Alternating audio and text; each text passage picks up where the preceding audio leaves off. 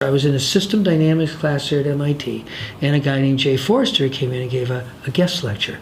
Jay had been the founder of this particular approach to understanding systems at MIT. Jay was an engineer. Jay was historically an engineer's engineer. Jay had led a team at MIT that built the first general-purpose digital computers in the 1940s and 50s, late 40s and 50s. He had invented something called core memory. Core memory was the first key technical breakthrough that enabled digital computation. It predated the transistor. It predated all the electronic advances, you might say the hardware stuff of computers. They conceived general-purpose digital computing. They built them. They didn't just build them in laboratories. They supervised the construction of the first 28 general-purpose digital computers that were installed in all around North America to coordinate the first coordinated air defense system of North America. This is how he got the military to put up the money for it. And his contractor was a company called IBM. So that's how IBM got in the computer business. Jay's engineering students supervised IBM not only designing but building them and installing them.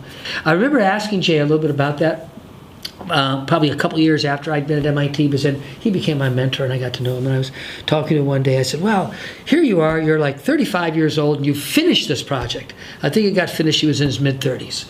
You know, what an incredible accomplishment. It must have been incredibly exciting. He said, no. At that point, he said all the real work had been done.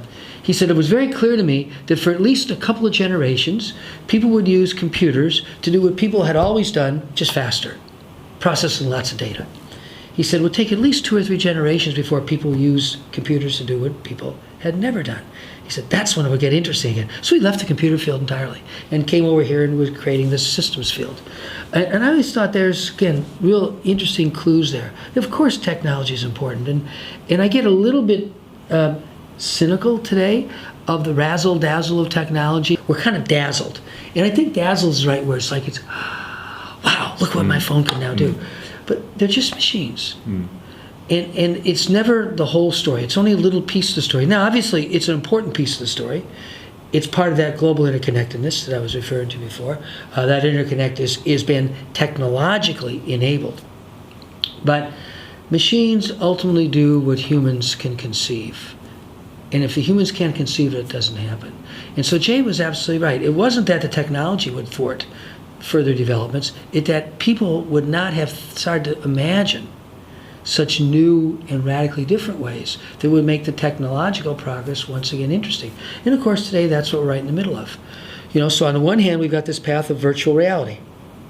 You know, maybe we won't even have to eat after a while. I mean, certainly we won't have to go anywhere. You know, we'll wrap those goggles around ourselves and we'll be transported anywhere, we'll do anything. Obviously, you can directly stimulate the neuroanatomy to create whatever experiences the neuroanatomy, the senses, produce. And that, I think, is a great danger.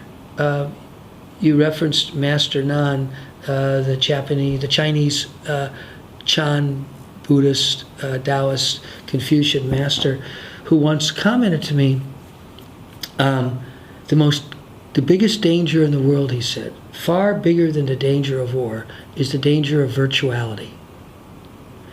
That sooner or later, our evolutionary interdependence between a phenomenal reality out there, our sensory experience of it, our consciousness, you know, as we were talking before, what's the way I experience that? That whole feedback loop could actually be broken in a very particular way where the phenomenal reality is no longer about Mother Earth.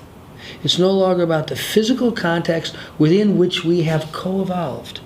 As a species, we and our environment has co-evolved. That's always the way it is. It's usually on a very local scale, but as I was saying, right now, it's kind of on a global scale. So the Earth and us are connected at such a profound level.